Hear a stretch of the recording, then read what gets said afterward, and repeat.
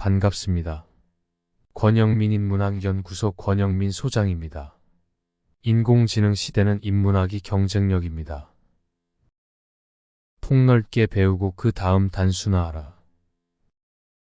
폭넓게 배우고 자세하게 그 이치를 파고드는 것은 나중에 간략하게 설명하기 위해서이다. 맹자 이루장구 하편. 첫째, 단순함의 아름다움. 디자이너 미야케 이세이. 디자인은 옷을 입는 사람의 삶과 마음을 풍요롭게 만드는 것이다. 미야케 이세이. 현대인들은 수많은 정보와 지식을 마주하며 살아갑니다. 배울 수 있는 것은 무궁무진하지만 결국 그 배움을 어떻게 정제하고 단순화하느냐가 인생의 방향을 결정합니다. 맹자가 폭넓게 배우고 이치를 파고들어 간단히 설명하는 지혜를 강조했다면 이와 비슷한 생각을 미야케 이세이도 그의 디자인 철학으로 보여주었습니다. 미야케 이세이는 단순히 옷을 만드는 디자이너가 아니었습니다.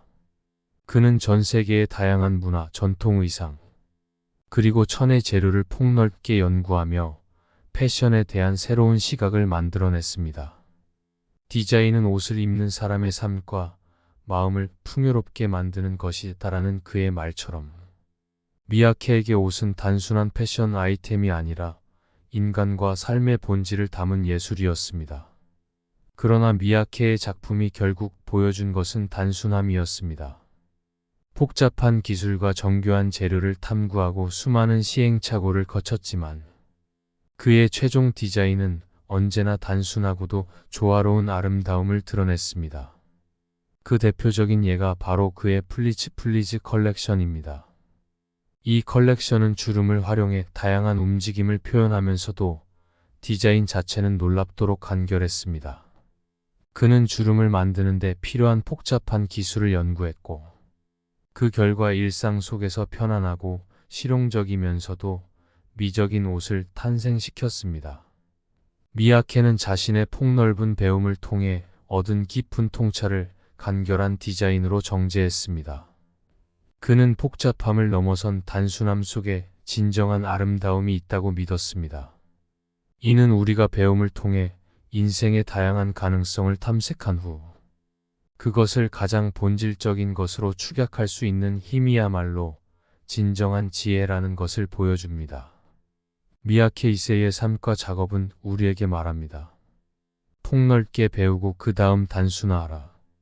그 단순함 속에서 진정한 풍요로움을 발견하라. 둘째, 맹자의 지혜.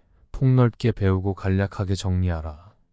맹자는 폭넓게 배우고 자세하게 그 이치를 파고드는 것은 나중에 간략하게 설명하기 위해서이다라고 말했습니다.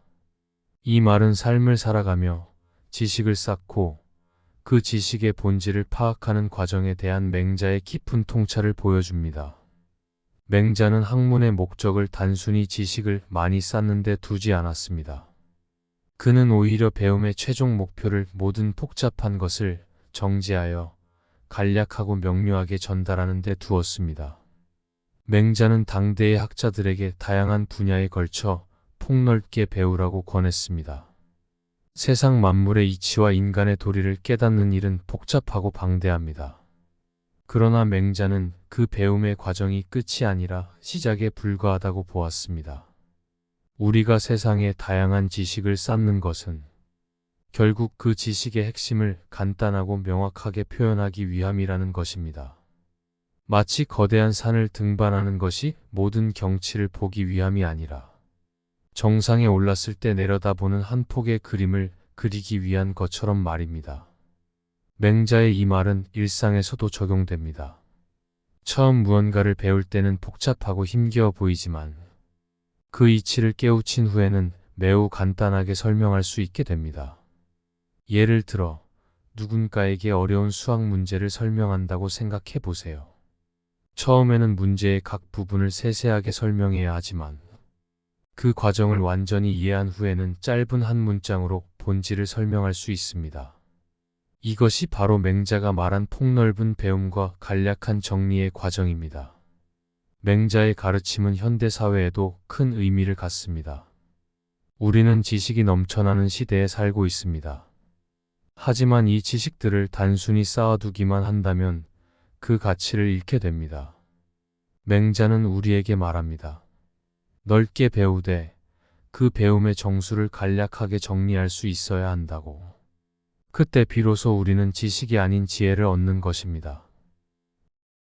셋째, 맹자와 니체가 말하는 단순함, 깊이 파고들어 얻는 진정한 지혜. 니체는 배움과 탐구를 통해 결국 단순함에 이르는 과정을 강조했습니다. 그는 차라투스트라는 이렇게 말했다 해서 나는 단지 더 깊이 파고들어야 했다. 단 한 번의 강타가 치명적일 수 있도록 분노와 인내의 망치가 되어야 했다.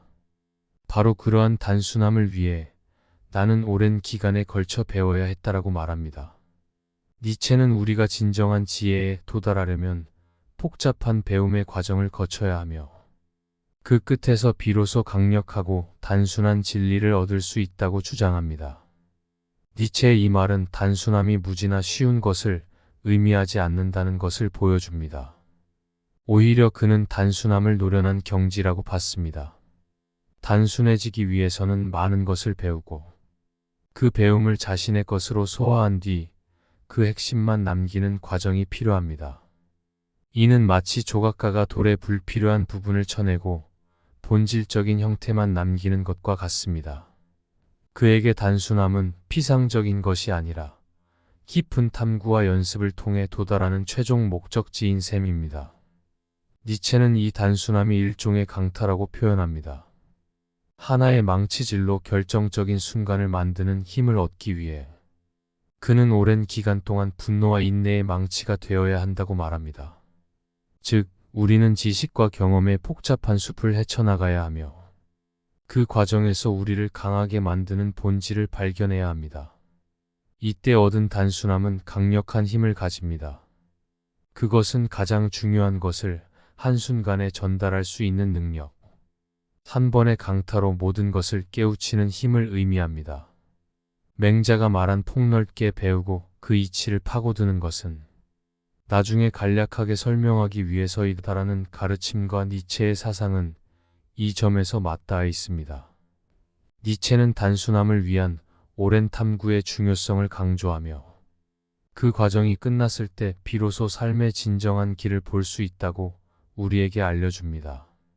현대의 우리는 수많은 정보와 지식에 둘러싸여 있지만 그 모든 것을 통합하고 간결한 본질로 정리하는 것이야말로 니체가 강조한 지혜입니다. 이번 강의는 여기까지입니다. 이 영상이 도움이 되셨다면 구독과 좋아요를 눌러주세요. 영상 제작에 큰 힘이 됩니다.